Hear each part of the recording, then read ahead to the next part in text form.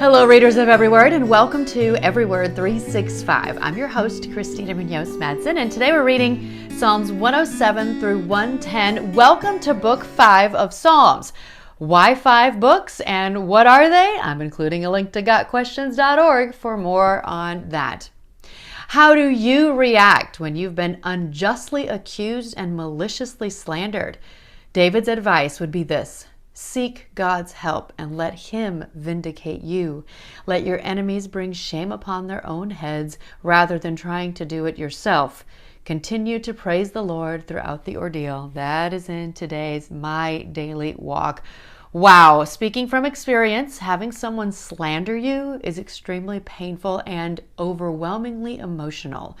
I'm sure many of you have been there. So are we supposed to curse our enemies? No, there's something called the imprecatory prayer. I had not heard of that before I did this study, but I'm including a link from Got Questions on what that is to help explain it. And this is from that link. When David prayed for God to shatter the teeth of his enemies, likening them to young lions pursuing him to his death, he was making the point that God is holy, righteous, and just, and he will ultimately judge the wicked for the evil they do. Jesus quoted some of the imprecatory psalms during his earthly ministry. In John 15:25, Jesus quotes Psalm 35:19 and 69:4. Paul also quoted an imprecatory prayer in Romans 11:9-10, which is a quote of Psalm 69:22-23. Since Jesus and Paul quoted verses from these imprecatory psalms, it proves those psalms were inspired by God and counters any allegation that they were sinful or selfish prayers of revenge. Using imprecatory prayers from the Psalms today should only be done against our spiritual enemies. That's in Ephesians 6:12. Praying imprecations on human foes is unjustifiable, as it would require taking these prayers out of context. In the New Testament, Jesus exhorts us to pray for our enemies, but praying for their death or for bad things to happen to them isn't what he meant. Instead, we are to pray for their salvation first and foremost, and then for God's will to be done. There's no greater blessing than a personal relationship with Jesus Christ, and that's what Jesus means by praying for and blessing those who curse us.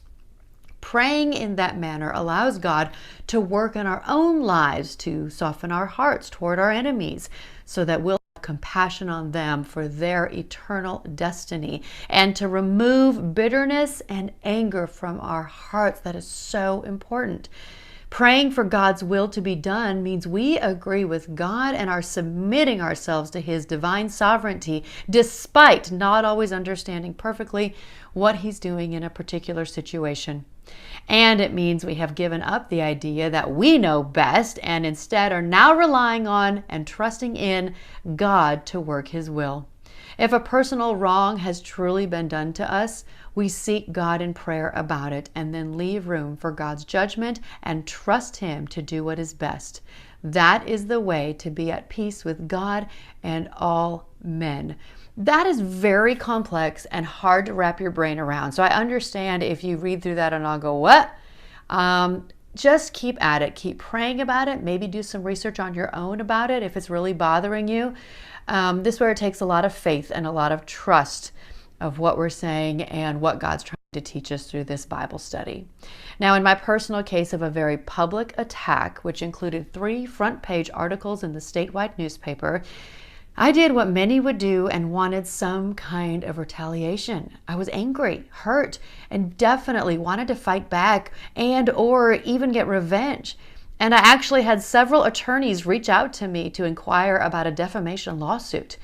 But when I slowed down and started to pray about it, I actually began to feel very sad for the people who were trying to, quote unquote, bring me down.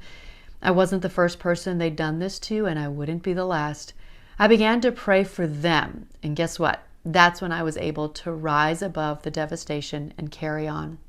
And I really did feel closer to Jesus because He did nothing wrong and was murdered, which is way worse than what I went through. He understands. And it helped me know that leaving that place of employment was definitely the right decision for me and my family. God can use any situation for good and His glory. And it brought me here. I never would have been able to do this in the Bible study and the podcast without leaving that job. And so it was all meant for God's glory, in my opinion. It was just hard to see it at the time.